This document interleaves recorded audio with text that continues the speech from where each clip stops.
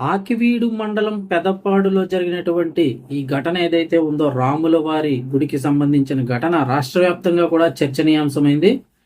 AP deputy speaker Raghu Rama Krishna Raju MLA గారు కూడా అక్కడికి వెళ్లి రాముల వారి మెడలో దండ వేయడానికి ప్రయత్నించగా ఆ దండ తీసి పాడేయడం, అక్కడికి దండ వేయడానికి అనుమతి లేదండం, ఆల్మోస్ట్ ఆయన మీద కూడా దాడి జరిగే పరిస్థితి. ఆయన కొంచెం వెళ్ళిపోగానే ఆ వెనకాల ఉన్న వారి మీద దాడి జరగడం, వాళ్ళు ఈ మేకులతోటి కర్రలకి మేకులు కొట్టి వాళ్ళని కొట్టడం, అలాగే కత్తులతో కూడా కొంచెం అది వీపంతా కూడా గుచ్చేయడం, ఇలాంటి ఫొటోస్ వీడియోలు కూడా వైరల్ అయ్యాయి. అయితే ఇప్పుడు దీనిపై రఘురామకృష్ణరాజు గారు అయితే కనుక స్పందించారు.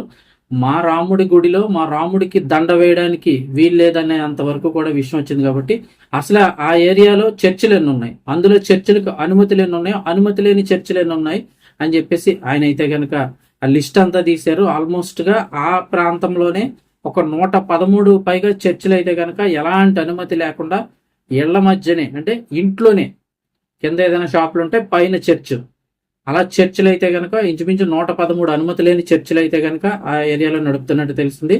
ఆల్మోస్ట్ గా వాటన్నిటికీ కూడా ఇప్పుడు నోటీసులు ఇవ్వాలని అయితే నిర్ణయించుకున్నారు. ఏం జరిగిందో ఒకసారి చూద్దాము. వీడియో తప్పకుండా లైక్ చేయండి. పశ్చిమ గోదావరి జిల్లా ఉండి నియోజకవర్గం ఆకివీడి మండలంలో జనావాసాల మధ్య అనుమతి లేని 113 చర్చిలు ఉన్నట్టు గుర్తించాం.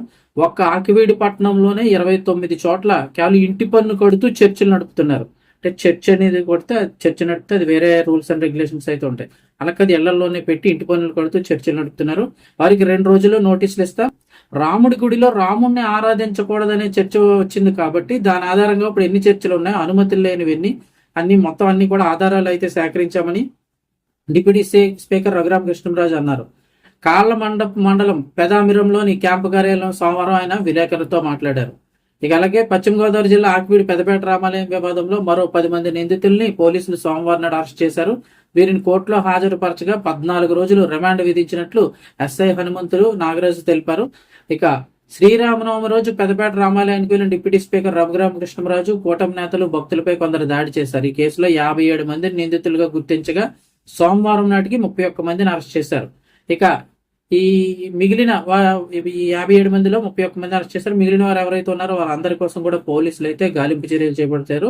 ఆకివీడిలో 144 సెక్షన్ అమల్లో ఉండగా పెదపేటకు చెందిన 17 మంది మహిళలు గుంపులుగా తిరుగుతూ ఉండడంతో పోలీసులు అదుపులోకి తీసుకుని తహసీల్దార్ ఫరూక్ ముందు బైండ్ ఓవర్ చేశారు. సో ఇప్పుడు అంతేకాకుండా ఇక్కడ రఘురామకృష్ణరాజు గారు మరో కీలక నిర్ణయం తీసుకున్నారు. రెవెన్యూ రికార్డు ప్రకారం పెదపేటలో రామాలయం ఉంది. అది ఎప్పటి నుంచో, అంటే కొన్ని శతాబ్దాలుగా అక్కడ రామాలయం ఉందని ఆ రికార్డులో ఉందని ఆ రికార్డులన్నీ కూడా తెప్పించడం జరిగింది. ఆ రికార్డులో గుడి అని ఉంది, రామాలయం అని రాస్తుంది. అలాగే ఒక గత 40-50 సంవత్సరాలుగా ఒక ఫ్యామిలీ అయితే కనుక రామాలయానికి కరెంట్ బిల్లు కూడా కడుతున్నట్లు ఆయన అయితే చెప్పడం జరిగింది.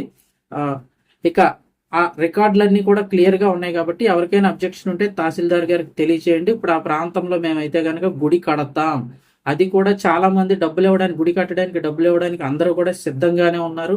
ఎవరు అడిగినా కూడా డబ్బులు ఇవ్వడానికి సిద్ధంగా ఉన్నారు. కాకపోతే ఇది ప్రజలందరితో కలిపి, అంటే ప్రజలందరూ తలా ఒక చెయ్య వేసి, ఎక్కువ డబ్బులు కూడా కాదు, తలా ఒక 100 రూపాయలు వేసిన వాళ్ళకి ప్రిఫరెన్స్ ఎక్కువ చెప్పారు. తలా ఒక 100 రూపాయలు వేసి ఆ రాముల వారి గుడిని అయితే కనుక నిర్మించుకుందాం, అందరి కాంట్రిబ్యూషన్ ఆ గుడిలో ఉండాలని చెప్పేసి ఆయన అయితే చెప్పడం జరిగింది. దీనికోసం ఇప్పటికీ ఎస్టిమేషన్ కూడా వేయించారు. అక్కడ స్థలం కూడా 4 సెంట్లు మాత్రమే ఉండడం వల్ల అయితే కనుక అక్కడ గుడి కనీసం ఒక 7-8 దశాబ్దాల పాటు ఉండేలాగా బలంగా కట్టాలి అని చెప్పేసి నిర్ణయించుకున్నారు. దాని ప్లాన్లు కూడా రెడీ చేశారు. ప్రముఖ స్థపతి శివనాగిరెడ్డి ఆధ్వర్యంలో కృష్ణశిలలతో, అంటే నల్లరాతితో అయితే కనుక అత్యంత సుందరంగా ఎన్నో వందల సంవత్సరాలు ఉండేలాగా గుడిని అయితే నిర్మిస్తామని చెప్తున్నారు. ఇక దీనికి ప్రస్తుతానికి ఎస్టిమేషన్ అయితే కనుక 75 నుంచి 80 లక్షల లోపు అయితే ఇవ్వడం జరిగింది. సో ఎవరైనా సరే దీనికి డబ్బులు కట్టాలనుకున్నట్లయితే కనుక ఇప్పటికీ కెనరా బ్యాంకులో అయితే కనుక ఆ రామాలయం అభివృద్ధి కమిటీ పేరుతో కెనరా బ్యాంకులో ఒక అకౌంట్ అయితే ఓపెన్ చేశారు.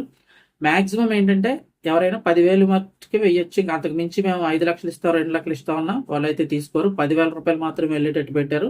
తక్కువలో అంటే 100 రూపాయలు వెళ్ళేటట్టు, అందరి కాంట్రిబ్యూషన్ అందులో ఉండాలని, అందరికీ అవకాశం ఉండాలనే విధంగా 100 రూపాయల నుంచి 10,000 లోపు మాక్సిమం అందరినీ ఎక్కువగా 100 రూపాయలు వేయాలనే రఘురామకృష్ణరాజు అయితే కోరారు.